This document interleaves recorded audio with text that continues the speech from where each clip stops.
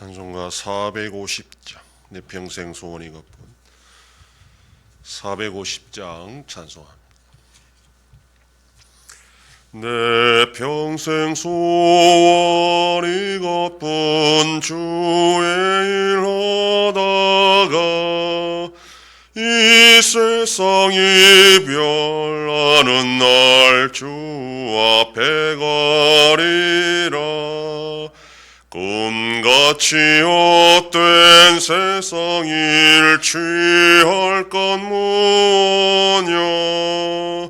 이 수고함 많아여도 헛된 것뿐일세. 불같은 시험 많으나 겁내지 맙시다. 구주의 권능 크시니 이기고 넘겠네.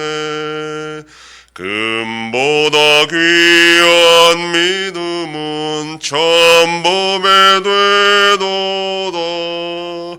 이 진리 믿는 사람들 다 복을 받겠네. 쌀같이 빠른 광음을 주 위에 아끼세. 온 몸과 마음을 바치고 힘써서 일하세. 아멘. 전능하사 천지를 만드신 하나님 아버지를 내가 믿사오며 그 외아들 우리 주 예수 그리스도를 믿사오니 이는 성령으로 잉태하사 동정녀 마리아에게 나시고 본디오 빌라도에게 고난을 받으사 십자가에 못 박혀 죽으시고 장사한 지 사흘 만에 죽은 자 가운데서 다시 살아나시며 하늘에 오르사 전능하신 하나님 우편에 앉아 계시다가 저리로서 산자와 죽은 자를 심판하러 오시리라. 성령을 믿사오며 거룩한 공회와 성도가 서로 교통하는 것과 죄를 사하여 주시는 것과 몸이 다시 사는 것과 영원히 사는 것을 믿사옵나이다. 아멘.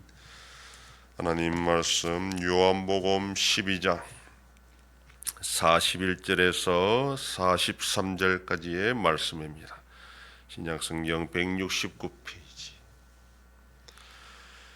요한복음 12장 41절로 43절 말씀 다 같이 봉독합니다. 이사야가 이렇게 말한 것은 주의 영광을 보고 주를 가리켜 말한 것이라. 그러나 관리 중에도 그를 믿는 자가 많되 바리새인들 때문에 드러나게 말하지 못하니 이는 출교를 당할까 두려워함이라. 그들은 사람의 영광을 하나님의 영광보다 더 사랑하였더라. 아멘. 사도 요한은 예수님께서 많은 표적을 행하였음에도 유대인들이 믿지 않는 것에 대해서 그것이 이미 이사야 선지자의 예언을 통해서 이루어졌고 그것이 성취된 것이라 그렇게 말했습니다. 그러면서 이사야 선지자가 말한 고난받는 종은 성자 예수님을 가리키는 것이었고 이사야 선지자도 그것을 알았다 그렇게 설명을 했습니다. 그런데 이 41절은 여전히 어려운 본문으로 남아 있습니다. 사도 요한은 이사야 선지자가 주의 영광을 보았다라고 그렇게 말하고 있습니다. 여기서 주의 영광은 당연히 예수님을 가리키는 말씀입니다. 그러나 구약에서 이사야 선지자가 주의 영광을 본 것은 이사야 6장에서 보좌에 앉으신 여호와의 영광을 본 것이 전부입니다. 그 외에 이사야는 또 다른 영광을 본 적이 없습니다. 그런데 사도 요한은 이때 이사야가 예수님의 영광을 보았다 이렇게 지금 해석을 하고 있는 겁니다.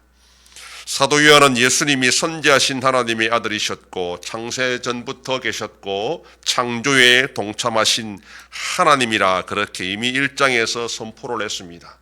따라서 이사야가 보았던 보좌에 앉으신 분의 영광은 당연히 하나님의 영광이면서도 동시에 예수님의 영광으로 이해해도 전혀 문제가 되지 않았습니다. 성자 예수님은 성부 하나님과 동등한 분이셨고 구약에서도 계속 그렇게 세상에 자신의 영광을 나타내 보여주신 분이다. 이렇게 지금 사도 요한은 설명을 하고 있는 겁니다. 사도 요한이 41절에서 이 말을 한 것은 42절에 관리들을 설명하기 위해서입니다. 그 옛날에 이사야 선지자는 오실 메시아인 예수님을 영광을 보고 고난받는 종으로서 그분을 믿고 사역을 잘 감당했는데 지금 그 예수님께서 자신들 눈앞에 나타나서 수많은 표적을 행했음에도 불구하고 자신들의 믿음을 공개적으로 드러내지 못하는 것을 지금 지적하고 있습니다. 여기서 말하는 이 관리들이라 하는 것이 정확하게 헤롯 왕의 신하들인지 아니면 성전에서 사역하고 있는 제사장들인지 정확하게 않지만 일반 백성들보다는 높은 지위에 있는 사람들은 분명합니다. 그리고 이들은 출교를 당하게 되면 잃을 것이 많은 그런 사람들이었습니다. 상대적으로 날 때부터 맹인이었던 자가 결국 출교를 당했지만 그런 것에 전혀 아랑곳하지 않고 끝까지 예수님을 따른 것과 비교되는 모습입니다. 이 관리들은 출교를 당하면 곤란한 상황에 처할 것이 많았고 그것이 두려웠던 것입니다. 이것은 결국 이 관리들은 사람의 영광을 하나님의 영광보다 더 중요하게 여겼기 때문이다. 그렇게 사도 요한은 설명합니다. 여기서 말하는 하나님의 영광은 예수 그리스도를 가리킵니다. 다시 말해서 예수 그리스도를 공개적으로 믿고 고백하여 정치적, 사회적으로 따돌림을 당하는 것을 감당할 수 없어서 믿기는 하지만 그걸 공개적으로 드러내지 못했다라고 지금 말합니다. 사도 요한이 자신의 복음서에서 이 말씀을 기록한 것이 어쩌면 그 당시에 우유부단하여 예수님을 믿기는 하지만 자신의 믿음을 공개적으로 드러내지 못하는 수많은 사람들에게 경고하는 메시지가 될 수 있습니다. 그런데 사도행전 6장 7절에 보면 하나님의 말씀이 점점 왕성하여 예루살렘에 있는 제자들의 수가 더 심히 많아지고 허다한 제사장의 무리도 이 도에 복종하니라, 이런 말씀을 하고 있습니다. 결국 이 관리들은 성령 충만함을 받았을 때에 공개적으로 자신의 신앙을 고백하면서 자신의 정치적, 종교적, 사회적 지위를 잃어버릴 것을 더 이상 두려워하지 않게 되었다라는 것을 알 수 있습니다. 예수님을 주로 믿고 섬기는 삶은 치러야 할 대가가 분명히 있습니다. 은혜가 공짜이긴 하지만 은혜를 일단 받으면 그 은혜의 가치가 얼마나 귀한지를 알아서 자신이 지금까지 소중하게 여겼던 세상의 가치들을 배설물처럼 여기게 됩니다. 바울이 바로 그 대표적인 사람이었습니다. 진짜 주의 영광을 맛본 자들은 자신의 소유를 다 팔아도 아깝지가 않게 됩니다. 그 영광이 세상의 그 어떤 영광보다 비교할 수 없기 때문입니다. 우리가 믿음을 끝까지 지키기 위해서도 주의 영광을 맛보아야 하고 그 영광을 잊어버리지 않아야 됩니다. 오늘 하루도 주의 영광을 맛본 자로서 이 영광을 잊어버리지 않고 끝까지 지켜나가는 저와 여러분들 되기를 소망합니다. 기도하겠습니다. 하나님 아버지 감사합니다. 지난 밤도 지켜주시고 또 이 새벽을 깨우며 주님 앞에 나와 기도하고 오늘 하루도 살아가게 하시니 감사합니다. 주의 영광을 보았던 이사야는 고난받는 족에도 사명을 감당했지만 사람 영광을 더 좋아했던 관리들은 믿음을 고백하지 못한다였습니다. 그러나 결국 성령 충만을 받았을 때에 자신들의 믿음을 공개적으로 드러내었던 것처럼 우리도 주의 영광을 맛보고 이 세상 영광보다 더 사랑하여 끝까지 믿음을 지켜나갈 수 있는 복된 자들이 되게 하여 주시옵소서. 하나님 아버지, 우리나라와 함께 하셔서 하나님의 은혜와 긍휼로 이 나라가 올바른 방향으로 나갈 수 있도록 인도하여 주시옵소서. 전쟁 속에 있는 나라들을 불쌍히 여겨주시고 속히 평화가 임하게 하여 주시옵소서. 한 손께와 함께 하셔서 세인을 향하여 나타내심으로 하나님께 영광 돌리며 사명 감당하는 우리 교회가 되게 하여 주시옵소서. 성도의 가정과 생업에 복을 더하여 주셔서 감사가 넘치는 가정이 되게 하여 주시옵소서. 자녀들의 삶 가운데도 함께하여 주시고 대중생명과 어린 생명들을 지켜주시옵소서.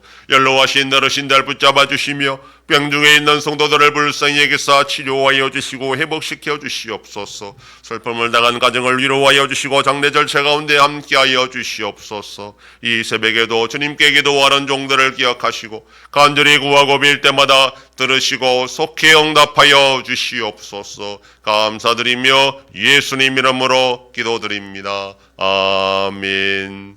하늘에 계신 우리 아버지여, 이름이 거룩히 여김을 받으시오며 나라의 임하옵시며 뜻이 하늘에서 이룬 것 같이 땅에서도 이루어지이다.